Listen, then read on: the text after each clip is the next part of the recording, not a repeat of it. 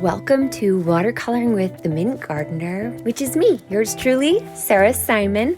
I'm really excited to watercolor this piece with you guys today. It's a really simple, easy to follow, and relaxing, really mindful watercolor piece. We're going to be using a bunch of beautiful Sakura Koi products. So here is kind of just a little picture of what we're going to be working with today. You see the Sakura Koi Watercolors, a nice Han Mule set of paper. You've got your Sakura Micron pen, which is wonderful because their ink is waterproof, so it's really easy to paint on. And then a round 4 Princeton brush. And you just need some water and maybe a little paper towel to mop up any mistakes, and you are ready to go. So let's dive in. Okay, here we are looking through all of the fun materials. Again, that's a nice little Han Mule pad of paper. Watercolor paper just needs to be marked for watercolor, so you want to be using 140 pound weight or above, and that's just because the paint just moves so much more beautifully on that type of paper. Here you see I am actually dabbing out each of the colors of my Sakura Koi kit. Something that is really fun and something I truly enjoy is mixing colors, and it is quite amazing how many color recipes you can make by just combining a simple 12 set kit. So we're going to play with that as we go. You see I've got my Micron pen, and I'm just going to start with pen, and I add paint later. So I'm making leaf shapes sporadically around the page. Notice that my pen, I'm making C shapes. So if you were to be drawing in the alphabet, you would be making kind of that little curved C shape to emulate a branch or a nice leaf that you would see in nature. So I'm just kind of working around my page, adding C shapes. Notice that I start at the top of my line and I pull down. When you're working with any type of drawing utensil, any type of pen or ink, it's always best if you pull down towards yourself. Here I've sped things up so you don't have to watch me fill the entire page, but I would encourage you to just take your time, draw as many leaves as you like. Just the act of drawing, especially a repeated motion, is a very mindful process. It gets your brain engaged in your creative just being, starting moving, and you can really start thinking about just relaxing and painting and making the simple shapes of a line. So we're going to get all those done, and now we're going to mix up our first mix. So like I mentioned, in just 12 paintings, in just 12 paint tubes, you can really make some beautiful mixes. This one mix in particular is what I like to call buff, and it's a mixture of yellow ochre and white. And here you see me, I'm swatching it out on a nice piece of paper to make sure that's the color I want. And I'm going to write down yellow ochre and white.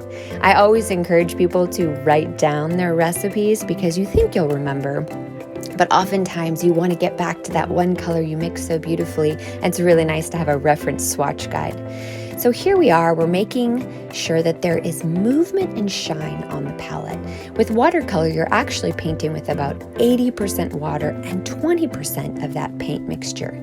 So you know I added water to activate the paints and get them chatting in order to mix up that nice buff color. And then what I'm doing is I'm using my paintbrush to go to the water jar and really animate the water on the palette first. That's where the magic of watercolor begins. Then I use my paintbrush to grab that magic watercolor mixture and bring it over to my paper.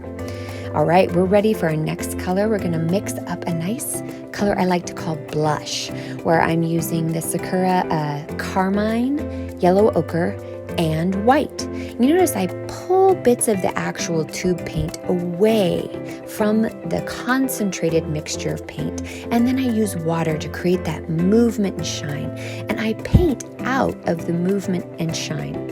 I've got a nice little seashell ready for holding my paintbrush rest. I feel like that's my favorite thing to use as my paintbrush rest. It's just the right shape, and it reminds me of the ocean, which I always love spending time at. So again, I'm writing down my recipe. I've got nice movement and shine on my palette, and we're gonna go ahead and add this mixture, this blush mixture of leaves. Again, here we go. I'm adding water to make sure that there's about 80% water, 20% paint on my palette. And here I'm adding leaves. Now, that nice watercolor wash that you added in the buff leaves is dry. Watercolor dries quickly, especially when it's put on your paper at such a thin layer that we're doing. So feel free to overlap.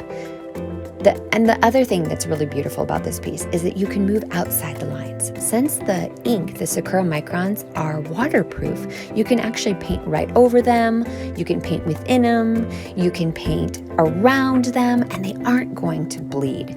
So there's freedom in this piece because the botanical line is already there, the structure's there, and you just get to add color and have fun. Now we're going to mix our third color, and I like to call this Monstera Green. So I've taken a little bit of Viridian, Prussian blue, and black, the ivory black.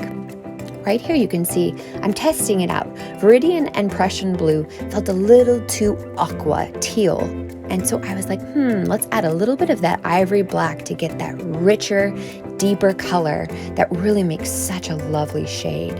So we've made a nice little leaf color, and I'm going to, again, swatch it out by just creating a nice wash on my watercolor paper, making sure that it's a true color. So I've got that color. You can see it's bleeding and moving within that nice wash that I've created, which is it's an indication that you're using just the right amount of water. When your paint moves within that wash, and you're going to write all those recipes down so that you can recreate them.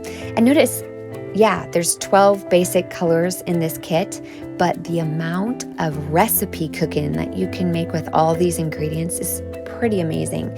Color tends to be like a very personal choice. So colors that resonate with people change based on your mood, based on your experience, and just your time in life. So it's really fun to be able to learn to play with color and to experiment.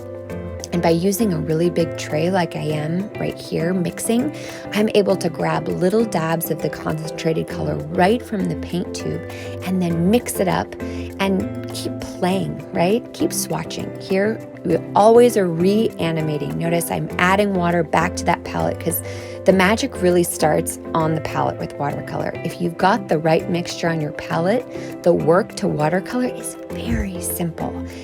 So it always begins on the palette. So here I am just making nice little leaf shapes using my brush, and we've got a nice faux piece that's really lovely.